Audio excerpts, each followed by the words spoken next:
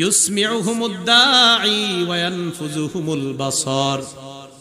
একজন আহ্বানকারী আহ্বান করবে, একসাথে সবাই তার আহ্বানটা শুনতে পাবে, সবাই একসাথে তাকাবে। তাকানোর পর আল্লাহ নবী বলেন, কোটি কোটি মানুষগুলো একসাথে তাকায়া দেখবে, তাদনুশ শামস, সূর্যটা কাছাকাছি চলে আসছে, ঘামায়া যাবে।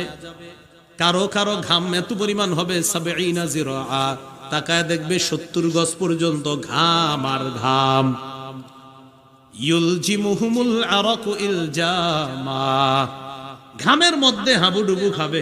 হাত্তা ইয়াবলুগা আযানাহুম, কান পর্যন্ত ঘাম পৌঁছে যাবে। মানুষ পেরেশানির মধ্যে থাকবে। সবাই সেদিন বলবে, হাল তাদরুনা, তোমরা কি জানো কি কঠিন পেরেশানির মধ্যে আছি আমরা? আলা তারাউনা মা নাহনু ফীহি আলা তানজুরুনা ইলা মান ইয়াশফাউ লানা ইলা রাব্বিনা। আচ্ছা, আমরা কি বিপদের মধ্যে আছি দেখো না? আমাদের জন্য এমন কাউকে কি খুঁজে বের করবে না, যেই ব্যক্তি আমাদের পক্ষ হয়ে এমন কাউকে তালাশ করবে যে আমাদের পক্ষ হয়ে আল্লাহর কাছে সুপারিশ করবে। হাত্তা ইউরিহানা মিন মাকানিনা, যাতে আল্লাহ আমাদেরকে এই ভয়ঙ্কর পরিস্থিতি থেকে মুক্তি দিয়ে দেয়, এমন কাউরে কি তোমরা খুঁজবা না? ফায়াকুলু বাদুন নাস লিবাদিন আলাইকুম বিআদাম, একজন আরেকজনকে বলবে তোমরা আদমের কাছে যাও। ফায়াতুনা আদম, সবাই আদম নবীর কাছে যাবে। যাওয়ার পর বলবে, ইয়া আদম আনতা আবুল বাশার, ও আদম আপনি হলেন বাশারের পিতা, মানুষের পিতা। কার পিতা? সবাই বলেন, কার পিতা? মানুষ কিসের তৈরি? হ্যাঁ, মাটির তৈরি। ঠিক আছে নি আকীদা? ভিন্ন আকীদা পোষণ করেন না, ঝামেলা হবে। আনতা আবুল বাশার, আপনি হলেন মানুষের পিতা। সমস্ত মানুষগুলা হলো আদম সন্তান। আদম যেহেতু মাটির তৈরি, সন্তানও মাটির তৈরি। কেউ যদি বলে ঈসা নবীর তো বাবাই না, ঈসা নবী কিসের তৈরি? হ্যাঁ, ঈসা নবীর জন্মগত বাবা নাই ঠিক, কিন্তু ঈসা নবীর আদি পিতা আদম। সুবহানাল্লাহ। হ্যাঁ, ومن ذريته داوود وسليمان وأيوب ويوسف وموسى وهارون وكذلك نجزي المحسنين وزكريا ويحيى وعيسى ويونس ولوط। এই যে ঈসা নবী যুররিয়াত, ঈসা নবী কি যুররিয়া না? তো ঈসা নবীর যদি আব্বা না থাকে, উনি যুররিয়া হয় কেমনে? হ্যাঁ, ঈসা নবীর জন্মগত পিতা নাই, আদি পিতা কে? হ্যাঁ, ঈসা নবীও আদম সন্তান, মাথায় রাখবেন। এই কথা বলার সুযোগ নাই ঈসা নবীর তো আব্বা নাই, তিনি কিসের তৈরি? এরপরেও জবাব আছে সূরা আলী ইমরানের 59 নম্বর আয়াত, ইন্না মাসালা ঈসা ইনদাল্লাহি কামাসালি আদম। ঈসা নবীর দৃষ্টান্ত আল্লাহর কাছে আদমের মতো। সবাই গিয়ে বলবে, আনতা আবুল বাশার, আপনি বাশারের পিতা। খলাকাকাল্লাহু বিয়াদি, আল্লাহ আপনাকে কুদরতি হাতে বানিয়েছে। ওয়া নাফাখা ফীকা মির রূহিহি, আপনার মধ্যে তার রূহ ফুঁকে দিয়েছে। রূহ মানে হুকুম, আল্লাহর হুকুম যতদিন থাকবে আপনি ততদিন বেঁচে থাকবেন, এই রূহ আপনার মাঝে দিয়ে দিয়েছে। ওয়া আমারাল মালাইকাতা ফাসাজাদু লাকা, ফেরেশতাদেরকে হুকুম করেছে তারা আপনাকে সিজদা দিয়েছে। আলা তারা ইলা মা নাহনু ফীহি ইশফা লানা ইলা রাব্বিকা, বাবা আদম আমাদের জন্য রবের কাছে সুপারিশ করেন। কি বিপদের মধ্যে আছি আপনি কি দেখেন না? আদম নবী বলবে, নফসি নফসি নফসি, আমি আমার পরিত্রাণ চাই, আমি আমার পরিত্রাণ চাই, আমি আমার পরিত্রাণ চাই। ইন্নাহু কদ নাহানি আনিশ শাজারা, আল্লাহ আমারে গাছের কাছে যাইতে নিষেধ করেছেন। ওয়া কদ আসাইতুহু, আল্লাহর এই নিষেধাজ্ঞা পালনে আমার দ্বারা একটু অন্যরকম হয়ে গেছে। আসাইতুহু, নিষেধাজ্ঞা পালনে অন্যরকম হয়ে গেছে। ইন্না রাব্বি কদ গাদিবা আল-ইয়াওমা গাদবান লাম ইয়াগদাব মিসলাহু ক্বাবলা ওয়া লা ইয়াগদাব বাদাহু ক্বাবলা, আমার রব আজকে এত রাগ করে আছে, আজকের মতো এত রাগ আগে কখনো করে নাই, ভবিষ্যতে কখনো করবে না। আমি আমার টেনশনে আছি, আল্লাহ আমারে বলছে গাছের কাছে যাইতে নিষেধ করছে। যদি আজকে বলে কেন গাছের কাছে গেলেন, আমি কি জবাব দিব? আমি তোমাদের জন্য সুপারিশ করতে পারবো না, আমি ছাড়া অন্য কারো কাছে যাও। পরে ঘুমাইবেন না আপনারা? আর একটু পরে ঘুমাবো নিয়ে। সহিহ বুখারীর 1142 নম্বর হাদিসের বর্ণনা। ঠিক যখন ঘুমাইবেন, ক্বালা রাসূলুল্লাহ সাল্লাল্লাহু আলাইহি ওয়াসাল্লাম, ইয়াকিদুশ শাইতান আলা কাফিয়াতি রাসি আহাদিকুম সালাসা উকাদ ইযা হুয়া নামা আমি আপনি যখন ঘুমাই শয়তান মাথার পিছনে 3টা গিট দেয়। জোরে বলেন কয়টা? ইয়াদরিবু কুল্লা উকদাতিন আলাইকা লাইলুন তাওয়িল ফারকুদ। প্রত্যেক গিট দেওয়ার সময় কয় ঘুমাও, আরো ঘুমাও, অনেক রাত আছে, বাকি আছে, ঘুমাও ঘুমাও ইবলিস। তবে এই হাদিস পড়ার সময় আমি আবার মাঝে মাঝে হাসি, কেন জানেন? আমি কই ইবলিস তো অনেক রে এটা বলতেই পারে না, কারণ অনেকে তো 4টা পর্যন্ত ঘুমাই না আমাদের দেশে, বিশেষ করে 3টা-4টা পর্যন্ত তাহাজ্জুদ পড়ে, এটা আমার ভালো বিশ্বাস আর কি, বাকিটা আল্লাহ জানে। এই কারণে ইবলিস সুযোগ পায় না। ওই যে তাহাজ্জুদ, আমার বিশ্বাস তাহাজ্জুদ পড়ে নাইলে ঘুমায় না, কিনলে এত করে। তো এই জন্য ইবলিস কয় তোমরা তো আমারই নিয়ে আসো, আমি আর কি গিটটা দিব? বলেন আমরা ঘুমাইলে কয় গিট দেয়? প্রতি গিটের সময় কি কয়? ঘুমাও, আরো ঘুমাও, রাত বাকি আছে, এখন ঘুমাও, রাত বাকি আছে। ফাইনিস্তাই কজা, বান্দা যখন জাগ্রত হয়, ফাযাকারাল্লাহ, জাগ্রত হওয়ার পর যখন বান্দা পড়ে আলহামদুলিল্লাহিল্লাযী আহইয়ানা বাদামা আমাতানা ওয়া ইলাইহিন নুশুর, এই দোয়াটা যখন পড়ে, পারেননি সবাই? এই দোয়াটা যখন পড়ে ইনহাল্লাত উকদা, একটা গিট খুলে যায়। আর রইছে কয়টা? 2টা। ফাইন তাওয়াদ্দা ইনহাল্লাত উকদাতুন, আরেকটা গিট খুলে যখন ওই বান্দা ওযু করে, সাথে সাথে আরেকটা গিট খুলে যায়। রইল কয়টা? ওয়া ইন সাল্লাহ, বান্দা যখন ফজরের নামাজ আদায় করে, ইনহাল্লাত উকদাতুন, 3 নাম্বার গিটটাও খুলে যায়। ফাসবাহা নাশীতান নাফস, বান্দা উৎফুল্ল মনে তার সকালটা শুরু করে। উৎফুল্ল মনে, কি মনে? উৎফুল্ল। আমার একটা কিতাব আসবে ইনশাআল্লাহ, উৎফুল্ল মনে প্রভাত আসবে, লেখালেখি চলতেছে। তো উৎফুল্ল মনে বান্দা তার সকালটা শুরু করে। এখন আমরা তো আপনার উৎফুল্ল মন কি? ওই যে হযরতে ঘুমাইতো 4টায়, উৎফুল্ল মন করতে পাইবেন। ভোরের হাওয়া কত উপকারী, এই হাওয়া আমরা নিচ্ছি না। সহিহ বুখারীর 3343 নম্বর হাদিসে আল্লাহ রাসূল বলেন, নুসিরতু বিস-সাবাহ, আমাকে ভোরের হাওয়া দ্বারা সাহায্য করা হয়েছে। ওয়া উহলিকাত আদুন বিদ-দাবুর, পশ্চিমের প্রচন্ড ঠান্ডা বাতাস দ্বারা আদ জাতিকে ধ্বংস করা হয়েছে, আর ভোরের হাওয়া দ্বারা আমাকে সাহায্য করা হয়েছে। ভোরের হাওয়ায় সব ঘুমায়, তো সাহায্য কই? তিরমিজি শরীফের 1212, মানে 12 কত হয়? 1212। قال رسول الله صلى الله عليه وسلم اللهم بارك لي امتي في بكورها, আল্লাহ আমার উম্মতের ফজরের সময়, ভোর বেলার সময়টাতে আপনি ভরপুর বরকত দিয়ে দেন। হাদিসের বর্ণনাকারী সাহাবী সখর আল গামিদি তিনি বলেন, কানা রাসূলুল্লাহ সাল্লাল্লাহু আলাইহি ওয়াসাল্লাম ইজা বাআসা সারিয়াতান আও জাইশা বাআসা আউয়ালান নাহার, আল্লাহ নবী যখন ছোট বড় কোনো দল জিহাদের ময়দানে পাঠাইতেন, সকাল সকাল পাঠাইতেন, যেন সকালের বরকত নিয়ে তারা বের হয়ে যায়।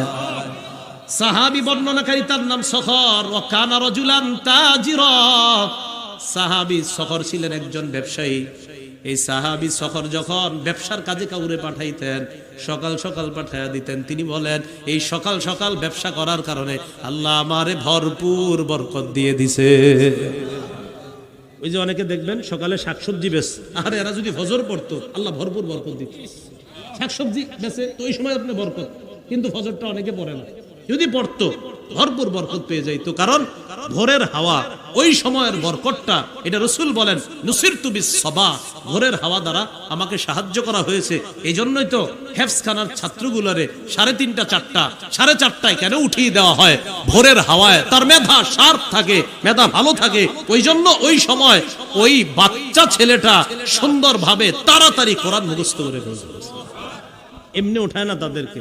এজন্য প্রতিবাদ আন্দাজি করেন না যে কেন এত তাড়াতাড়ি উঠায়। আল্লাহ আমাদেরকে বুঝার তৌফিক দান করেন, বুঝে শুনি। তো আগের কথায় ফিরে যাই, চলেন। তো বলছিলাম ইবলিস কিয়ামতের মাঠে বলবে, আমারে কিছু বলবা না, আমার দোষ নাই, সব দোষ তুমগো, ইবলিস বলবে। এটা হলো কাফেরের হালাত। ইমানদার যারা ইমানদার গুনাহগার, ইমানদার গুনাহগার, তাদের কি হালাত হবে ওই মাঠে? মুসলিম শরীফের 987 নম্বর হাদিস।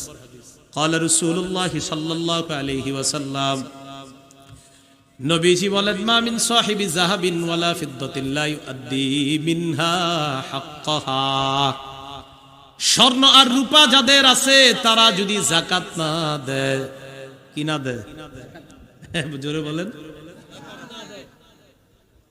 নবীজি বলেন যাকাত যদি না দেয় সুফিহাত লাহু সাফাইহু মিন নার, ওই স্বর্ণ আর রূপা আগুনের মধ্যে গলানো হবে, গলানোর পর হাত বানানো হবে। আজকে স্ত্রীর দোকানে যাবেন, লন্ডির দোকানে যাবেন, যাওয়ার পর লন্ডি করে যেটা দিয়ে হাতটা এটার নিচে রাখবেন, গরমটার নিচ পারবেন নি? এইভাবে স্বর্ণ রূপা গলাইয়া লন্ডির মতো বানানো হবে, পাতের মতো বানানোর পর ফাউহমিয়া আলাইহা ফি নারি জাহান্নাম, জাহান্নামের আগুনের মধ্যে এটারে সেক দিয়ে গরম দেওয়া হবে। ফায়ুকুয়া বিহা জামবুহু ওয়া জাবিনুহু ওয়া যহরুহু, ওইটা দিয়া যাকাত যে দেয় এই স্বর্ণ রূপার, তার পার্শ্ব, তার কপাল আর তার পিঠের মধ্যে সেক দেওয়া হবে। পার্শ্ব, কপাল আর পিঠের মধ্যে। কুল্লামা বারাদাত, ওটা যখন ঠান্ডা হয়ে যাবে উইদাত, আবার গরম করা হবে। এইভাবে তাকে সেক, এটা কিন্তু জাহান্নামে না, কিয়ামতের মাঠে যে স্বর্ণ রূপার যাকাত দেয় না তারে ফি ইয়াউমিন, শাস্তিটা হবে একদিন। জোরে বলেন কয়দিন? জোরে বলেন কয়দিন? কানা মিকদারুহু 50 আলফা সানা, একদিনের মেয়াদ হবে মাত্র 50,000 বছর। একদিনই ঠিক আছে, 50,000 বছর একদিনের পরিমাণ। সাহাবীরা প্রশ্ন, আরেকটা মাসালা শুনেন, আমাদের অনেক মা বোনদের স্বর্ণ আছে 1.5 ভরি 2 ভরি, ঠিক না? তো হেরা মাথায় নিয়ে বসে রয়েছে, আমার তো আর 7.5 ভরি নাই, মাথায় নিয়ে বসে রয়েছে। যাদের রূপা আছে চিন্তা করে আমার কি আর 52.5 তোলা রূপা আছে, এটা চিন্তা করে। তো হের যে ব্যাংকে 30,000 টাকা আছে, এটা কিন্তু কয় না। কারো 1.5 ভরি স্বর্ণ আছে, আবার টাকাও জমা আছে। এই স্বর্ণ, টাকা, রূপা সব মিলাইলেও যদি 52.5 তোলা রূপার সমপরিমাণ হয়, তার উপরে যাকাত আসবে। 7.5 ভরি স্বর্ণের মাসালা কখন? যার শুধু স্বর্ণ আছে আর কিচ্ছু নাই, তার যদি 7.5 ভরি হয় তাহলে এটার উপর যাকাত। 52.5 তোলা রূপার মাসালা তখন যার রূপা ছাড়া আর কিচ্ছু নাই, তিনি শুধু রূপার মালিক, তাহলে 52.5 তোলা। কিন্তু আমাদের এই এলাকার এক মা, এক বোনের কিছু স্বর্ণ, কিছু রূপা, আবার কিছু টাকা জমা আছে। এই টাকা, স্বর্ণ, রূপা তিনটা মিলাইলে যদি 52.5 তোলা রূপার সমপরিমাণ অর্থের মালিক তিনি হয়, তার উপরে যাকাত আসবে। 1 ভরি স্বর্ণ, 1 ভরি রূপা, কথার কথা 30,000 টাকা। 1 ভরি স্বর্ণের দাম, 1 ভরি রূপার দাম আর 30,000 টাকা, তিনটা যোগ করবেন, করার পর অর্থ কত হয় দেখবেন, ওই অর্থের উপর যাকাত আসবে। তাহলে শুধুমাত্র স্বর্ণ, আমার তো মাত্র 1.5 ভরি আছে, এটা বুঝে দেখেন না। এখন যেগুলো বিয়ে করছে এরা কয় আজকে বোর্ড টাকা সব ব্যাংক থেকে নিয়ে নেবে, আজকে নিলেও আগে যে দেন নাই হেঁটে দিয়ে দিয়ে চিন্তা করতেছে বউরে যে মালিক বানায় ভুল হয়েছে, কারণ এর তো এরকম যাকাত আসছে। ভুল তো হয় নাই, আপনি সঠিক হয়েছে। যাকাত যে অতীতে দেন নাই দিয়ে দিয়ে, না কিন্তু খবর আছে মাত্র 50,000 বছর আপনার কিন্তু ইমান আছে, কিন্তু আপনাকে শেখ দেওয়া হবে, তাপ দেওয়া হবে। সাহাবীরা প্রশ্ন করলেন ফাল ইবিলু ইয়া রাসূলুল্লাহ, যারা উটের মালিক তাদের কি হবে? সাহাবীরা উট পালতেন তাই প্রশ্ন করলেন। নবীজি বললেন কেউ যদি উটের যাকাত না দেয়, কিয়ামতের ময়দানে বুতিহালাহা বিকাইন কারকার, সমতল একটা ভূমির মধ্যে তাকে শোয়ানো হবে। ওট আর উটের বাচ্চা আসবে, আসার পর ফাতাতাউহু বিআখফাফিহা ওয়া তাআদ্দুহু বিআখওয়াহিহা, ওট পা দিয়ে তারে মারাইতে থাকবে আর মুখ দিয়ে তাকে কামড়াইতে থাকবে 50,000 বছর। কিয়ামতের মাঠ, এটা জাহান্নামে না, কিয়ামতের মাঠ। এবার বাংলাদেশীরা শুনেন, সাহাবীরা প্রশ্ন করলেন ফাম্মাল বাকারু ওয়াল গনামু ইয়া রাসূলুল্লাহ, হুজুর গরু ছাগলের হক যারা আদায় করে না, কিসের? ওই যে ফার্ম আছে না অনেকের ফার্ম গরুর, এরা কিন্তু মাসালার আওতায়, গরুর যাদের বিজনেস করে মাসালার আওতায়, এদেরকে বলবেন মুফতি সাহেবদের 1-2টা গরু যাদের, এদের ভিন্ন কথা, কিন্তু যাদের ফার্ম আছে তারা কিন্তু মাসালার আওতায় এসে যাবে। রাসূল বললেন যারা গরু ছাগলের হক আদায় করে না, কিয়ামতের ময়দানে তাদেরকে সমতল ভূমিতে শোয়ানো হবে। গরু এইভাবে আসবে যে তার 2টা শিং থাকবে, লাইসা ফিহা আকসা ওয়ালা জালহা ওয়ালা আদবা, একটা শিং ভোতাও থাকবে না, বাঁকাও থাকবে না, ভাঙাও থাকবে না, সব খাড়া খাড়া শিং। এই শিং দিয়ে তারে গুতাবে আর পা দিয়ে মারাবে 50,000 বছর।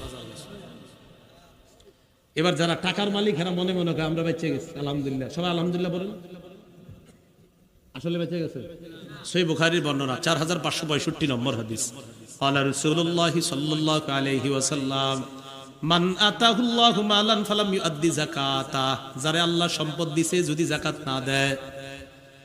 এই জায়গায় সম্পদ দ্বারা উদ্দেশ্য টাকা পয়সা সোনা রূপা যত সম্পদ হয়, কাউরে যদি আল্লাহ সম্পদ দেয় যদি যাকাত না দেয়, মুসিলা লাহু ইয়াউমাল কিয়ামাতি শুজাআন আকরা লাহু যাবিবাতান।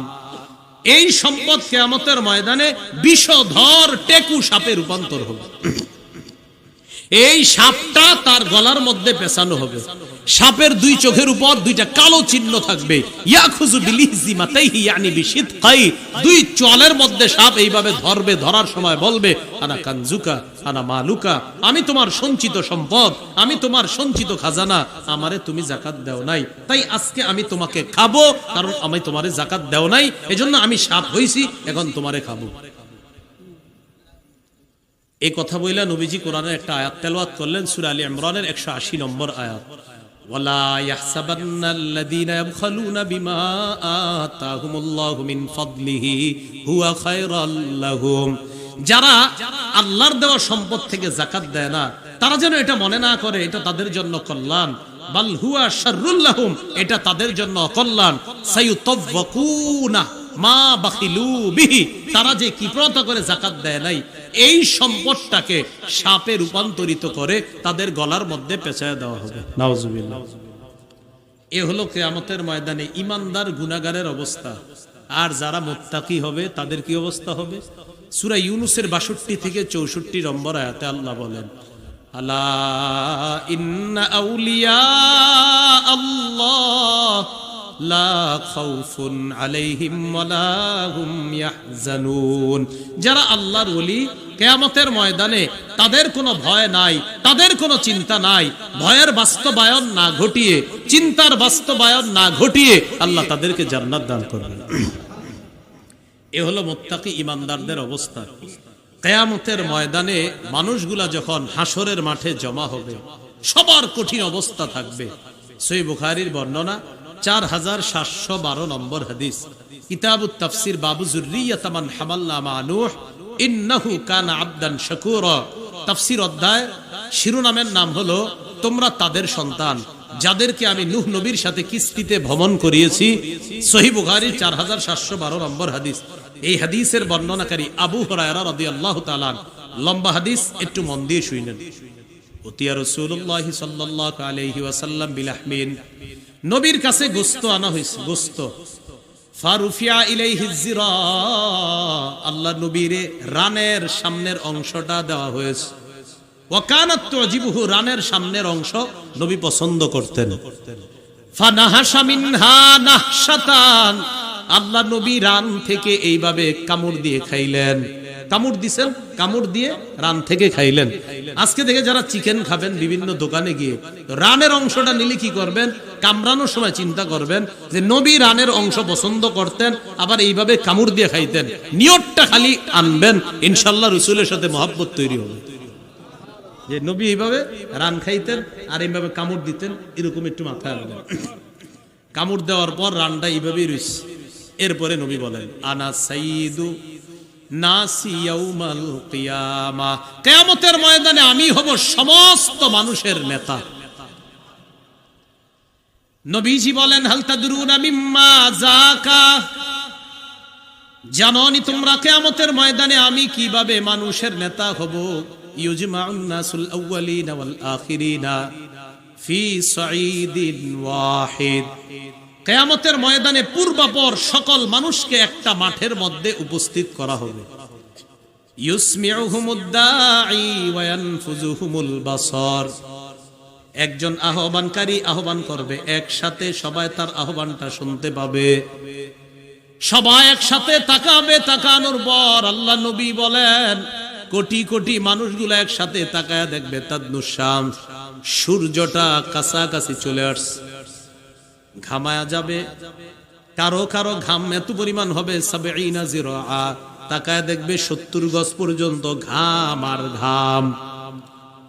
ইউলজিমুহুমুল আরাকু ইলজামা, ঘামের মধ্যে হাবুডুবু খাবে। হাত্তা ইয়াবলুগা আযানাহুম, কান পর্যন্ত ঘাম পৌঁছে যাবে। মানুষ পেরেশানির মধ্যে থাকবে। সবাই সেদিন বলবে, হাল তাদরুনা, তোমরা কি জানো কি কঠিন পেরেশানির মধ্যে আছি আমরা? আলা তারাউনা মা নাহনু ফীহি, আলা তানজুরুনা ইলা মান ইয়াশফাউ লানা ইলা রাব্বিনা, আচ্ছা, আমরা কি বিপদের মধ্যে আছি দেখো না? আমাদের জন্য এমন কাউকে কি খুঁজে বের করবে না, যেই ব্যক্তি আমাদের পক্ষ হয়ে এমন কাউকে তালাশ করবে যে আমাদের পক্ষ হয়ে আল্লাহর কাছে সুপারিশ করবে, হাত্তা ইউরিহানা মিন মাকানিনা, যাতে আল্লাহ আমাদেরকে এই ভয়ঙ্কর পরিস্থিতি থেকে মুক্তি দিয়ে দেয়। এমন কাউরে কি তোমরা খুঁজবা না? ফায়াকুলু বাদুন নাসি লিবাদিন আলাইকুম বিআদাম, একজন আরেকজনকে বলবে তোমরা আদমের কাছে যাও। ফায়াতুনা আদম, সবাই আদম নবীর কাছে যাবে। যাওয়ার পর বলবে ইয়া আদম আনতা আবুল বাশার, ও আদম আপনি হলেন বাশারের পিতা, মানুষের পিতা। কার পিতা? সবাই বলেন কার পিতা? মানুষ কিসের তৈরি? হ্যাঁ, মাটির তৈরি। ঠিক আছে নি? আকীদা ভিন্ন আকীদা পোষণ করেন না, ঝামেলা হবে। আনতা আবুল বাশার, আপনি হলেন মানুষের পিতা। সমস্ত মানুষগুলা হলো আদম সন্তান। আদম যেহেতু মাটির তৈরি, সন্তানও মাটির তৈরি। কেউ যদি বলে ঈসা নবীর তো বাবাই না, ঈসা নবী কিসের তৈরি? হ্যাঁ, ঈসা নবীর জন্মগত বাবা নাই ঠিক, কিন্তু ঈসা নবীর আদি পিতা আদম। সুবহানাল্লাহ। হ্যাঁ, ومن ذريته داوود وسليمان وأيوب ويوسف وموسى وهارون وكذلك نجزي المحسنين وزكريا ويحيى وعيسى ويونس ولوط। এই যে ঈসা নবী যুররিয়াত, ঈসা নবী কি যুররিয়া না? তো ঈসা নবীর যদি আব্বা না থাকে উনি যুররিয়া হয় কেমনে? হ্যাঁ, ঈসা নবীর জন্মগত পিতা নাই, আদি পিতা কে? হ্যাঁ, ঈসা নবীও আদম সন্তান, মাথায় রাখবেন। এই কথা বলার সুযোগ নাই ঈসা নবীর তো আব্বা নাই, তিনি কিসের তৈরি? এরপরেও জবাব আছে সূরা আলী ইমরানের 59 নম্বর আয়াত, ইন্না মাসালা ঈসা ইনদাল্লাহি কামাসালি আদম, ঈসা নবীর দৃষ্টান্ত আল্লাহর কাছে আদমের মতো। সবাই গিয়ে বলবে আনতা আবুল বাশার, আপনি বাশারের পিতা। খলাকাকাল্লাহু বিয়াদি, আল্লাহ আপনাকে কুদরতি হাতে বানিয়েছে। ওয়া নাফাখা ফীকা মির রূহিহি, আপনার মধ্যে তার রূহ ফুঁকে দিয়েছে। রূহ মানে হুকুম, আল্লাহর হুকুম যতদিন থাকবে আপনি ততদিন বেঁচে থাকবেন, এই রূহ আপনার মাঝে দিয়ে দিয়েছে। ওয়া আমারাল মালাইকাতা ফাসাজাদু লাকা, ফেরেশতাদেরকে হুকুম করেছে তারা আপনাকে সিজদা দিয়েছে। আলা তারা ইলা মা নাহনু ফীহি ইশফা লানা ইলা রাব্বিকা, বাবা আদম আমাদের জন্য রবের কাছে সুপারিশ করেন। কি বিপদের মধ্যে আছি আপনি কি দেখেন না? আদম নবী বলবে নফসি নফসি নফসি, আমি আমার পরিত্রাণ চাই, আমি আমার পরিত্রাণ চাই, আমি আমার পরিত্রাণ চাই। ইন্নাহু কদ নাহানি আনিশ শাজারা, আল্লাহ আমারে গাছের কাছে যাইতে নিষেধ করেছেন।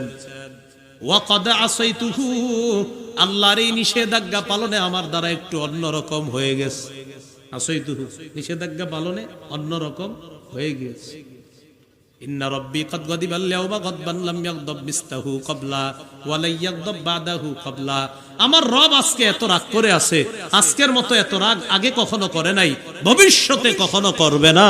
আমি আমার টেনশনে আছি, আল্লাহ আমারে বলছে গাছের কাছে যাইতে নিষেধ করছে, যদি আজকে বলে কেন গাছের কাছে গেলেন, আমি কি জবাব দিব? আমি তোমাদের জন্য সুপারিশ করতে পারবো না, আমি ছাড়া অন্য কারো কাছে যাও। ইজহাবু ইলা গায়রি ইজহাবু ইলা নূহ, তোমরা নূহ নবীর কাছে যাও। সবাই নূহ নবীর কাছে যাবে।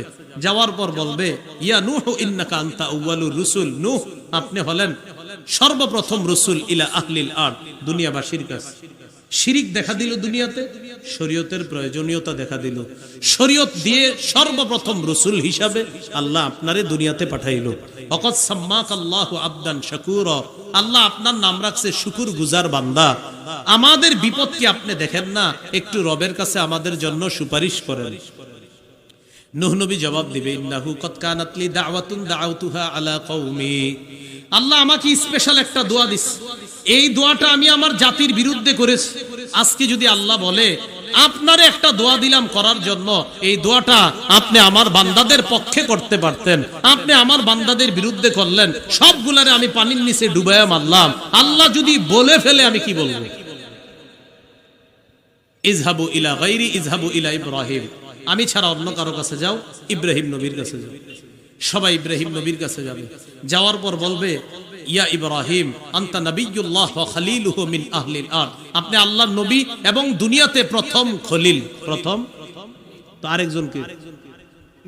হ্যাঁ, ইব্রাহিম নবী খলিল না? আর ইব্রাহিম কোন নবী খলিল বলেন না? তো আমি অনুবাদ করছি প্রথম খলিল, তো আরেকজনকে দ্বিতীয়টাকে আছে কেউ? এজন্য মাহফিলে আসবো শিখতে। বলেন কি নিয়তে আসবো? ইব্রাহিম নবী খলিল, এটা সঠিক কথা। আমাদের নবীও খলিল, সুবহানাল্লাহ। দলিল ইন্তেকালের 5 দিন আগে বলছে, মুসলিম শরীফের বর্ণনা, ইন্নাল্লাহা ইত্তাখাযানি খলিলা কামাত্তাখাযা ইব্রাহিমা খলিলা। আল্লাহ ইব্রাহিম নবীরে যেমন খলিল হিসাবে গ্রহণ করছে, আমাকেও খলিল হিসাবে গ্রহণ করছে। তো খলিল কয়জন হইল?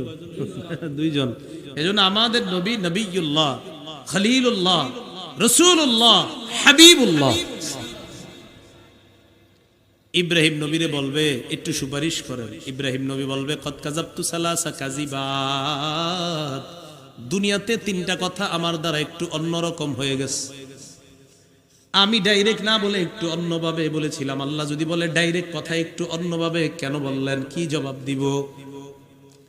জাতি আমারে বলছে মেলায় চলো, আমি বলছি ইন্নী সাকিম, আমি অসুস্থ, আমি যেতে পারবো না। আমার টার্গেট ছিল শিরিক করাটাই তো অসুস্থতা, এই জন্য আমি বলছি অসুস্থ, মানে মানসিক অসুস্থ। আল্লাহ যদি বলে এমন কথা কেন বললেন, যেই কথায় আপনার উদ্দেশ্য ছিল মানসিক অসুস্থ, জনগণ বুঝছে আপনি হলেন শারীরিক অসুস্থ। আপনি এমন শব্দ কেন বললেন, যেই শব্দে আপনার উদ্দেশ্য আপনি মানসিক অসুস্থ, জনগণের উদ্দেশ্য আপনি শারীরিক অসুস্থ, এমন কথা আপনি কেন বললেন? যদি বলে ফেলে আল্লাহ। ইব্রাহিম নবী কোনো অন্যায় করে নাই, সঠিক কথাই বলছে, কিন্তু ওনার মনে হবে যে আমারে বললে কি বলবো। 2 নাম্বার, জাতি মেলায় গেছে, আমি গিয়ে হেদের ঘরে গিয়া আমি সব খোদাগুলারে টুকরা টুকরা করে ফেলছি। টুকরা করে ফেলার পর ফাজআলাহুম জুযাদান ইল্লা কাবীরাল্লাহুম, সবগুলা টুকরা টুকরা করে ফেললেন ইব্রাহিম নবী, বড়টা ছাড়া। লাআল্লাহুম ইলাইহি ইয়ারজিউন, যেন সবাই বড়টার কাছে যায়, গিয়া বলবে কিও বড় খোদা সাহেব, ঘটনা কি? ছোটগুলার এই অবস্থা কেন? বড়টার কাঁধে কুড়াল ঝুলাই দিস। তো সবাই আসার পর ওই ঘরে ঢুকছে, ঢুকার পর দেখি কি সবগুলা টুকরা টুকরা, একটা ছাড়া। সবাই বলা বলি করলো মান ফাআলা হাযা বিআলিহাতিনা, কে করলো এগুলা? যে করছে সে জালেম। জনগণের মধ্যে একদল বলল সামি'না ফাতায়াযকুরুহুম ইকালু লাহু ইব্রাহিম, ইব্রাহিম নামে একটা ছেলে এদের সমালোচনা করতে শুনছি, সন্দেহ হয় সে করছে কিনা। কয় ডাকো, ডাকছে। ডাকার পর কয় ইব্রাহিম আনতা ফাআলতা হাযা বিআলিহাতিনা, আমাদের খোদাদের সাথে তুমি করছো এগুলা? ইব্রাহিম নবী কয় বাল ফাআলাহু কাবীরুহুম হাযা, ফাআলাহু কাবীরুহুম হাযা, কয় তাদের এই বড়টা করছে, তাদের এই বড়টা করছে। মানে কি? মানে আমি, তাদের এই বড়টা করছে। এটা বালাগাত শাস্ত্রে দুরুসুল বালাগাত আর মুখতাসারুল মানি বললে একদম সহজ বিষয়টা। তাদের এই বড়টা করছে, এই বড়টা মানি, আরে এরা কি বড় নাকি? এরা মানুষের বানানো, এদের চেয়ে আমি বড়, আমি করছি। এরা মনে করছি কি ওই বড়টা, আর ইব্রাহিম নবীর উদ্দেশ্য আমি বড়টা। আল্লাহ যদি বলে আপনি এমন কথা কেন বললেন, যেটাতে আপনি বুঝাইছেন আপনি রে, এরা বুঝছে এটা। তো জিজ্ঞাসা করলে আমি কি করব? তোমরা, আমি তোমাদের জন্য সুপারিশ পারবো না। 3 নাম্বার, ইব্রাহিম নবী তার বিবিরে নিয়ে মিশরের উপর দিয়ে রওনা করছে, যাবে শামে, ইরাক থেকে শামে যাবে। মিশরের বাদশার নাম সিনান ইবনে ইলওয়ান। ওই বাদশা লম্পট চরিত্রের অধিকারী ছিল। সুন্দরী কোন নারীর কথা শুনলে তার সাথে অপকর্ম করার জন্য সে পাগল হয়ে যেত। বলেন নাউজুবিল্লাহ। ইব্রাহিম নবীর বিবি সারা, তার সংবাদ পেয়ে বাদশার সামনে তাকে ডাকা হলো। ইব্রাহিম নবী বললেন, বাদশা যদি তোমাকে প্রশ্ন করে সম্পর্কে তুমি আমার কি হও, তুমি বলবা তুমি আমার বোন হও। কি হও? আসলে বোন না বিবি? বিবি। কেমনে বোন? তুমিও আদমের মেয়ে, আমি আদমের ছেলে, ভাই বোন। ঠিক আছে। লম্পটের দুশ্চরিত্র থেকে স্ত্রীকে বাঁচানোর জন্য এই কথা বলা, দুনিয়ার সব মুফতিরা বলবে জায়েজ। ইব্রাহিম নবীর টেনশন, আল্লাহ যদি আমারে বলে আপনি বুঝাইছেন আপনি আদমের ছেলে, আপনার বিবি আদমের মেয়ে, বাচ্চা তো বুঝছে অন্যটা, এমন কথা কেন বললেন যেটাতে আপনি বুঝছেন একটা, বাচ্চা বুঝছে আরেকটা? আমি কি জবাব দিই? আমি ছাড়া অন্য কারো কাছে যাও, আমি আমার টেনশনে আছি। এই 3 প্রশ্ন নিয়ে আমি টেনশনে আছি। ইযহাবু ইলা গায়রি ইযহাবু ইলা মুসা আলাইহিস সালাতু ওয়াস সালাম, মুসা নবীর কাছে যাও। সবাই মুসা নবীর কাছে যায়। যাওয়ার পর বলবে ইয়া মুসা আনতা রাসূলুল্লাহ ওয়া ফাদ্দালাকাল্লাহু বিরিসালাতিহি ওয়া বিকালামিহি আলান নাস। মুসা আপনি আল্লাহর রাসূল, শ্রেষ্ঠত্ব আল্লাহ আপনাকে দান করেছেন, আল্লাহ আপনার সাথে কথা বলতেন, আল্লাহ আপনাকে রিসালাত দান করছেন। একটু কথা বলেন না আজকে আমাদের পক্ষ হয়ে। মুসা নবী বলবে কত কতালতু নাফসান লাম উমার বিকতলিহা, একজনে ঘুষি মারছি মরে গেছে। আল্লাহ যদি আজকে আমারে বলে ঘুষিটা মারলেন কেন, আমি কি জবাব দিব? আমি আমার টেনশনে আছি, অন্য কারো কাছে যাব, ঈসা নবীর কাছে যাব। ঈসা নবী লাম ইয়াজকুর জামবা, কোন ত্রুটির কথা উল্লেখ না করে ঈসা নবী বলবে ইযহাবু ইলা গায়রি ইযহাবু ইলা মুহাম্মাদিন সাল্লাল্লাহু আলাইহি ওয়াসাল্লাম, তোমরা মুহাম্মদ সাল্লাল্লাহু আলাইহি ওয়াসাল্লামের কাছে যাও।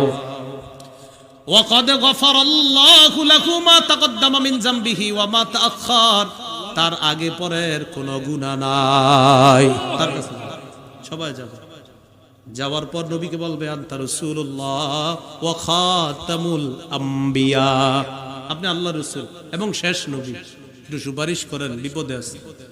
আমাদের নবী বলেন ফান্তলিকু, নবীজি এই হাদিস যখন কইতাছে কেমনে রইছে ভুলে গেছেন? ওই যে গোস্ত খাইতেছে, তো এই তো এমনি রইছে, এখনো শেষ করে নাই কথা। গোস্ত কামড় দিছে না, এই কামড় দিয়া পুরাটা শোনাইতেছে। সুবহানাল্লাহ। হাদিস শেষ হয় না, তো অনেক বড় হাদিস এটা, একদম বুখারীতে 1.5 পৃষ্ঠার বেশি, 2 পৃষ্ঠার মতোই হাদিস। রাসূলুল্লাহ সাল্লাল্লাহু আলাইহি ওয়াসাল্লাম বলেন ফান্তলিকু, আমি রওনা করব, হাত্তা আতি তাহতাল আরশ ফাআকাউ সাজিদান লিরাব্বি, আরশের নিচে গিয়ে আল্লাহর কাছে সিজদায় পড়ে যাব। ফায়াদাউনি মাশাআল্লাহু আইয়াদা, আল্লাহ যতক্ষণ মন চায় আমারে সেখানে রেখে দিবেন। সুম্মা ইফতাহুল্লাহু লি মিন মাহামিদিহি মিন হুসনিস সানা, আল্লাহ আমারে প্রশংসার সুযোগ দিবেন, এত প্রশংসা করব, এই জাতীয় প্রশংসার বাণী আল্লাহ আর কাউরে শিখায় নাই, আমারে শিখায়া দিবেন। আহমাদুহু বিতাহমিদিন ইউআল্লিমুনিহি, এমন শব্দে প্রশংসা করব যেই প্রশংসাগুলা আল্লাহই আমাকে শিখায়া দিবে। সিজদায় আছি, আল্লাহ বলবে ইরফা রাসাক, মাথা উঠান। এরপর 3টা কথা বলবে, সাল, তো হাবিব আপনি যা চান তাই দিব। 2 নাম্বার কুল তুসমা, আপনি যা বলেন তাই শুনবো। 3 ওয়াশফা তুশাফা, আপনি যা সুপারিশ করেন মঞ্জুর করা হবে। নবীর সুপারিশে কিয়ামতের মাঠ, তখন আল্লাহ বিচার ব্যবস্থা কায়েম করবেন। এই বিচার ব্যবস্থা যখন আল্লাহ শুরু করবেন, বিচার ব্যবস্থায় কারো আমল নামা ডান হাতে যাবে, কারো আমল নামা বাম হাতে যাবে। সূরা মাআরিজে বলেন ফাম্মা মান উতিয়া কিতাবাহু বিয়ামিনি, যার আমল নামা ডান হাতে যাবে, ফায়াকুলু হা উমকরাউ কিতাবিয়া। সূরা হাক্কর মধ্যে আল্লাহ বলেন যার আমল নামা ডান হাতে যাবে, সে অন্যদেরকে গিয়ে রেজাল্ট দেখায় বলবে, দেখো আমার আমল নামাটা একটু দেখো, আমারে ডান হাতে দিছে, আমি জান্নাতি। ইন্নী জানান্তু আন্নী মুলাকিন হিসাবি, আমি জানতাম আজকে হিসাবের মুখোমুখি হতে হবে।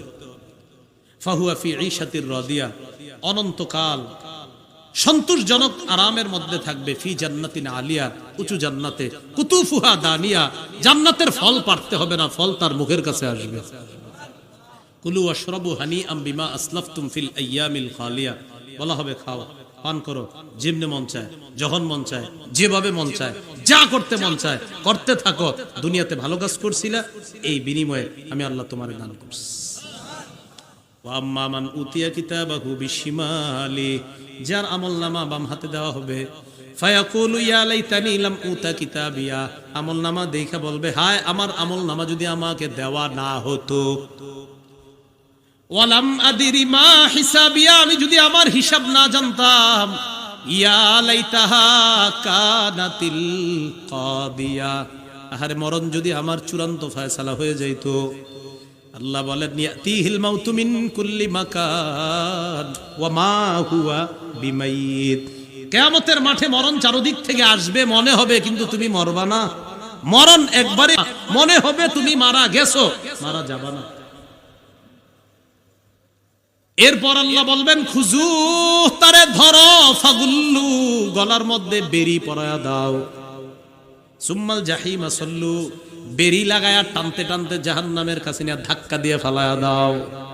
সুম্মা ফি সিলসিলাতিন যারউহা ৭০ যিরাআ, ৭০ গজ শিকলের মধ্যে তারে গেথে দাও।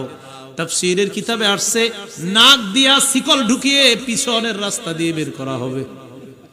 এইভাবে শিকলের মধ্যে তারে পেঁচাইয়া জাহান্নামের মধ্যে নিক্ষেপ করা হবে। নাউজুবিল্লাহ। আমাদের আমল নামা যেন আল্লাহ ডান হাতে দিয়ে দেয়। কিয়ামতের ময়দানে ডান হাতে যেন আমাদের আমল নামাটা হয়। সূরা কারিয়াতে আল্লাহ বলেন ফাআম্মামান সাকুলাত মাওয়াজিনুহু, যার ওজনের পাল্লা ভারী হবে ফাহুয়া ফি ঈশাতির রাদিয়া, আনন্দদায়ক জীবনের মধ্যে থাকবে। ওয়া আম্মা মান খাফফাত মাওয়াজিনু, যার আমলনামা হালকা হবে ফাউম্মুহু হাওয়িয়া, তার ঠিকানা হবে হাওয়িয়া। ওয়া মা আদরাকা মা হিয়া, নবী জানেন হাওয়িয়া কি? নারুন হামিয়া, উত্তপ্ত আগুন, এটা হলো হাওয়িয়া। জাহান্নামে যারা থাকবে এদের অবস্থা কি হবে? বুখারীতে আসছে যে কাফেরের দুই কাঁধের দূরত্ব হবে কত? ইন্না বাইনা মানকাবাইল কাফিরি মাসিরাতু সালাসাতি আইয়ামিন লিরাকিবিল মুসরিঈ, একটা দ্রুতগামী ঘোড়সওয়ার 3 দিন টানা ঘোড়া চালায়া যতদূর যেতে পারবে, কাফেরের শুধু দুই কাঁধের দূরত্ব হবে এই পরিমাণ হবে। তো তার মনে হবে কি? এই মনে হয় মারা গেলাম, এই মনে হয় মারা